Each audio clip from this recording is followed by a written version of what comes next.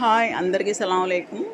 ఈరోజు రంజాన్ నెల 22వ ఉపవాసం రోజు ఇఫ్తారీ విందుకి ఏర్పాటు చేసుకుంటున్నానండి. ఈరోజు కూడా ముగ్గురు దాతల సహకారంతో ఈరోజు ఇఫ్తారీ విందును అక్కడ చెక్ పోస్ట్ దగ్గర ఒక కాలనీ ఉంది. చాలా పేదవాళ్ళు ఉంటారు అక్కడ. అక్కడ తీసుకెళ్ళానండి. అక్కడైతే మసీదు కూడా ఉంది ఒకటి.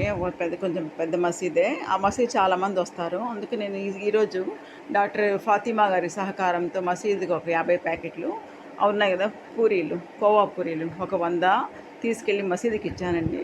మిగతా ఇంకా 125 ప్యాకెట్లు వచ్చి మా డ్రైవర్ తీసుకెళ్తాను. అది మసీదు, అది చెక్ పోస్ట్ దగ్గర మసీదు అది.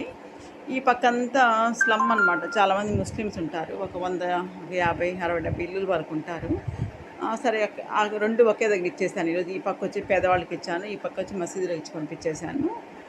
ప్రతి సంవత్సరం ఈ మసీదుకి ఇస్తాను నేను. అలాగే ఈరోజు రెహనా గారి బంధువులు వాళ్ళు ఈరోజు 100 ప్యాకెట్లు అరటిపండ్లతో కూడా వాళ్ళ అన్నదాన కార్యక్రమాన్ని నిర్వహించారు. తర్వాత అట్లాగే ఈరోజు డాక్టర్ ఫాతిమా గారి సహకారంతో మసీదుకు ఒక 50 ప్యాకెట్లు, తర్వాత స్వీట్స్ పంపించాము. అలాగే డాక్టర్ ఆలీ గారి కుటుంబ సభ్యుల సహకారంతో 25 ప్యాకెట్లు పంచామన్నమాట. ఈరోజు ముగ్గురికి పేరు పేరున కృతజ్ఞత తెలియజేసుకుంటున్నాను.